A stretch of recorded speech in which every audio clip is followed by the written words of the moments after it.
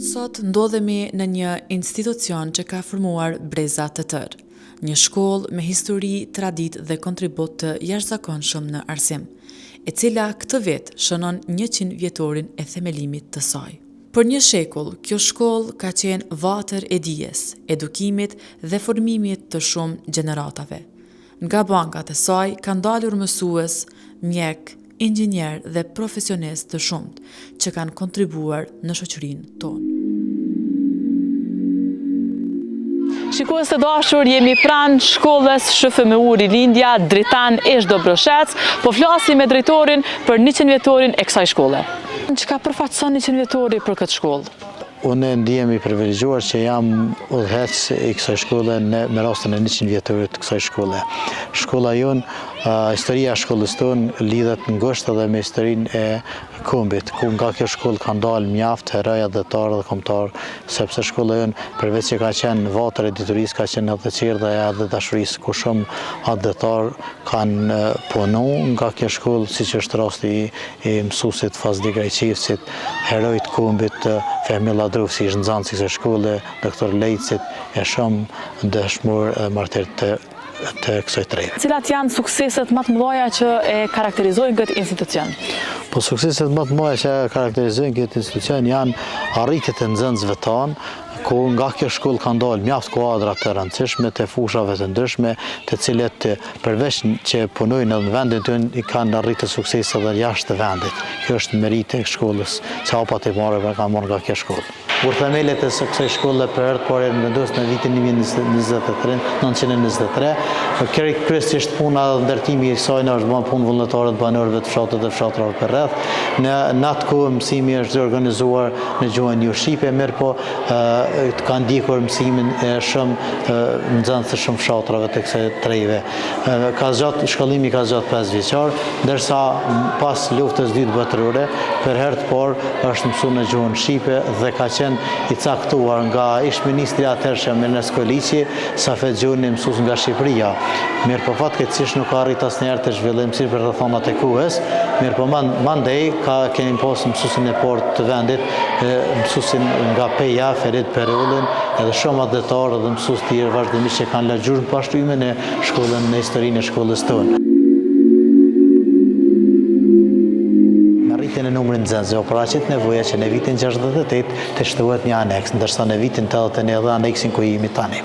Pra, ndër vite është rrit nevoja që të zgjerohet me rritjen e numrit nxënësve, kështu që në atë kohë ka pasur dy paralele të ndara në fshatin Gradicës që ka të vjetër, të cilat kanë funksionuar deri me themelimin e tyre në vitin 81 dhe 97.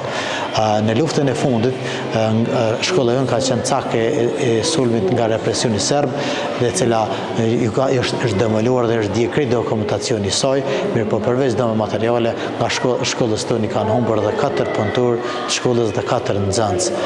Është vrarë Sabit Maloku, mësimdhënës dhe është drejtor, Jaher Lladrufsi, mësimdhënës, Hasan Maloku edhe Hajdin Krasniqi punëtor tek ne, ndërsa 4 nxënës, të cilët Joshua Andra Eliris, në gjysmë është Besmira Hajdari, Saad Pranko, Hasan dhe Besar Caraku. Pra, motivi që edhe ndjenja që ti jem mësimdhënës dhe punëtor i kësaj shkolle është edhe më i madh kur e dim sakrificën dhe të kaluar në kësaj shkolle. Çdo klasë është e pajisur me teknologji moderne, çdo klasë është e pajisur me kondicioner, kështu që për sa i përket infrastrukturës, edhe pse është e vjetër, është investuar dhe është bërë që t'i plotësoj kushtet për mësimdhënie. Dhe bashkëpunëtorëve të shkollës tonë është edhe përkraja, edhe motivi i prindve, nxënësve që vazhdimisht tregojnë rezultatet të ndryshme në shumë sfera edhe në gara, si në gara komunale, ndërkombëtare e kështu me radhë. Brenda kësaj shkolle ruhet një pasuri e veçantë historike. Muzeu i saj sjell dëshmi të rëndësishme të rrugëtimit të arsimit dhe jetës së komunitetit ndër vite. Me njerë pas luftës, ka lind ideja që të grumbullojnë eksponate nga shtëpit, nxënësit që dikur të ruhen në një vendi më i mirë dhe më i përshtatshëm ishte kjo klasë në shkollën tonë dhe i lindi ideja që të bëjmë një mini muzej me eksponate të kohrave të ndryshme e sidomos të shekullit të fundit. Zakonisht nxënësat e vizitojnë, nxënësat e shkollës tonë, po ka interesim edhe për rrethit, kështu që ka interesim, mjaft intereson janë, po objekti si objekt nështë nuk i plotëson shumë kushte që të ruhen këtu dhe të konservohen këtu eksponate.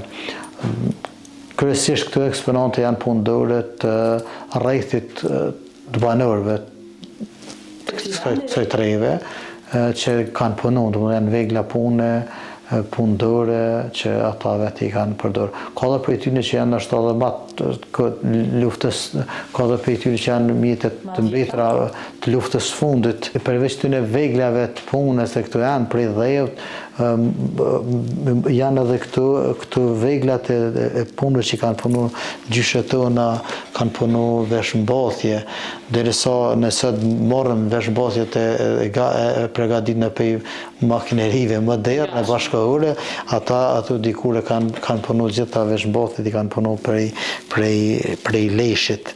Sikur që janë edhe këtu punëdore të cilat i ka punu Ndjera gjyshja ime, e cila ka jetu edhe për një shekull.